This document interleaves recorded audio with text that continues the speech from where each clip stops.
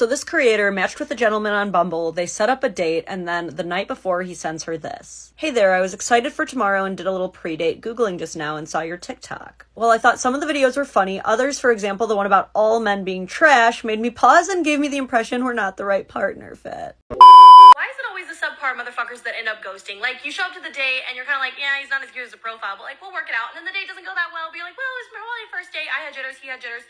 It could be better, so we'll try again.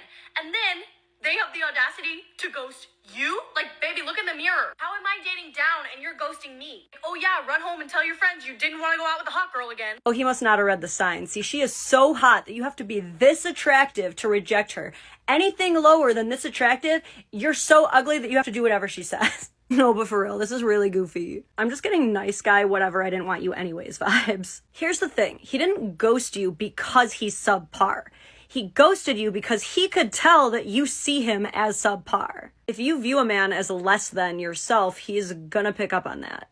A man is looking for someone who's gonna see him as an equal, not someone to idolize, to worship the ground she walks on. Once he finds someone who treats him as an equal, then he will worship the ground she walks on. But he knew you were never gonna see him as a king. No one's too hot to get rejected. No one's too hot to get ghosted. And no one's too hot to get out of getting called out for making a post so superficial and entitled. So next time you want to call a guy subpar, make sure you aren't crying over him first.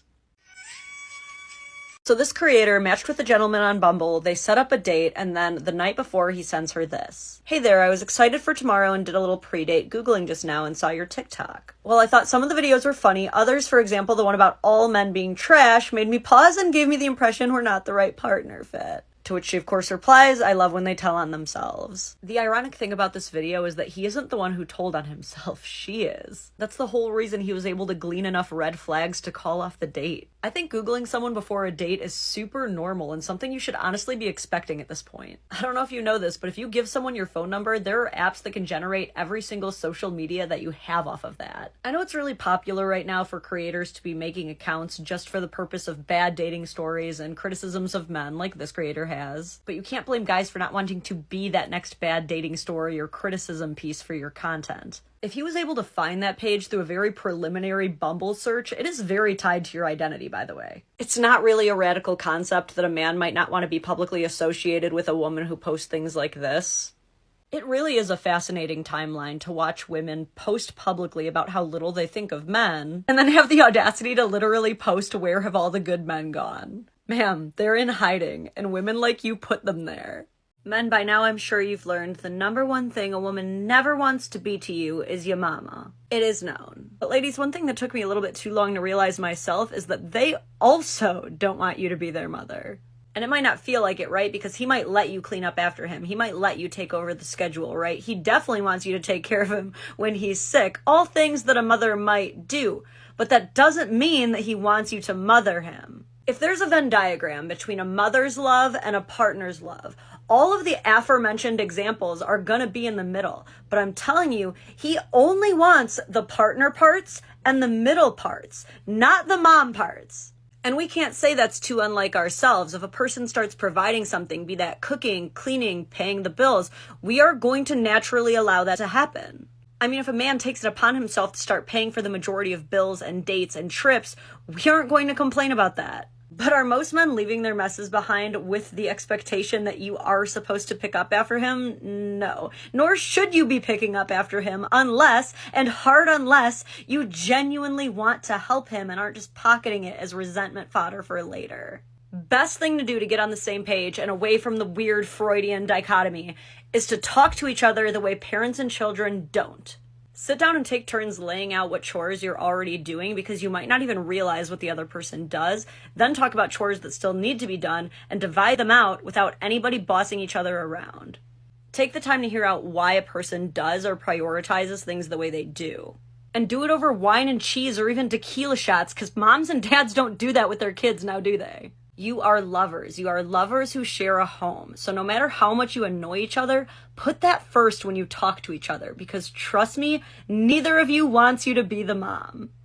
That there's this guy, and I called him to ask if he wanted to hang out.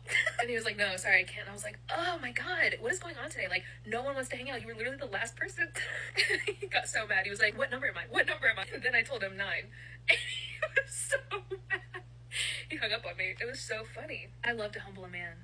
This is such cope, dude. She literally just got rejected, then made up a fake roster to try to put him down for rejecting her, and she thinks that he's the one getting owned. Like, even if this roster was real, all you're doing is telling him how many times you got rejected before he also rejected you. And why does he need to be humbled? Like, what makes him toxic? Because he didn't want to hang out with you? Write this down, boys. Saying no to women is toxic, so don't do that. The comment section is also full of chicks with zero self-awareness, posting their L's and thinking they're flexing. One time a guy I was on a date with asked when the last time was I hooked up with someone. I was like, you really want to know? Last night. He was in his feels. Yeah, dude, I'm pretty sure you'd be in your feels too if your date told you he just got done being inside of someone else. It's just not the most attractive thing to hear. A guy asked me what I would be doing if he didn't ask me out. I said, likely having dinner with someone. He was probably just trying to figure out what kind of activities you like to do outside of dating, but yeah, let's just make everything a personal attack. Always ask, why did your barber do that to your hair? Isn't this the same shit that made you guys hate Andrew Tate? This actually is really good dating advice if you only like having first dates. I'm sure there are some groups who appreciate this trend of women being these independent bad bitches who can be mean to men because they don't need them.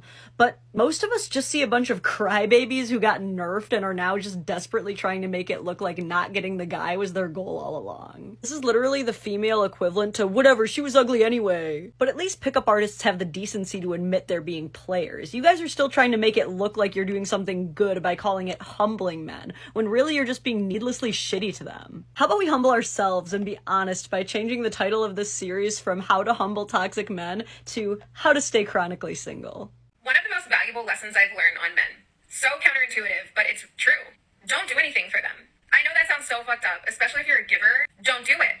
It is the worst thing you can do with them. No! The second that a man sees that you're willing to give equal to or more than what they're willing to give is the second that they stop valuing you. What? Men will never respond to your giving as example setting. They're never going to go, oh wow, she bends over backwards and goes out of her way for me, so I'm going to do that too. That's not how they work. Never. So that advice was, not good. This is exactly like when male pickup artists tell each other to neg women. If you don't know what negging is because you are an innocent angel, it is basically when you speak so negatively to a woman that you damage her self-esteem enough to potentially give you a chance based purely out of duress. I'm not joking, and no, it doesn't actually work on anyone. That doesn't stop her from trying, though. There's only one reason why a man in a heterosexual relationship will not initiate sex with his woman. One reason only. Low self-confidence. Well, isn't that convenient? The only thing that could possibly stop a man from begging for you is if he hates himself. But sadly, this is a thing that toxic people, actually believe. The last time I posted something about treating men well on Instagram, I got all kinds of comments like these. This is when their confidence boosts and they start cheating. So I guess the whole idea behind this is they will not feel secure in their relationship unless their partner feels completely insecure. And if that concept makes any sense to you, I'm sorry for whatever you went through that makes you feel the need to control other people, but I feel the need to warn you, this little playbook has the shelf life of an ice cube. Look, we're done with pigeon mail, okay? This whole she's hard to get but she's cute thing might last 2 weeks tops in this day and age. But once he realizes that you aren't doing anything for him, he's initiating everything. You don't plan anything. You don't engage with him. You don't even text first. Why in the world would he stick around? If you aren't doing anything for him, what is the point of you being in his life? Now, I'll level with you here. I do agree that leading by example doesn't work. Me scrubbing the baseboards is not going to inspire my husband to scrub the baseboards, just like my husband installing a new sink is not going to inspire me to install a new sink. But refusing to do anything for a person because of the chance that you might not get anything out of it, and then expecting to retain a higher value because of your lack of effort is actually even more delusional. And look, you don't have to do anything for men, okay? You can keep going on and never take the chance of getting taken advantage of. But everyone who has ever loved and been loved has had to risk being taken advantage of, has had to risk doing selfless things with no reward.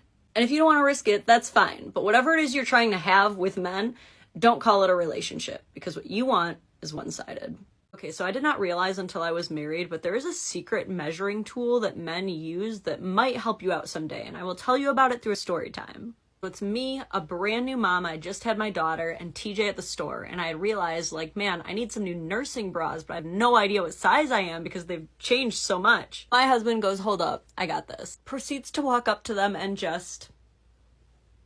every single one, until finally he goes, this one.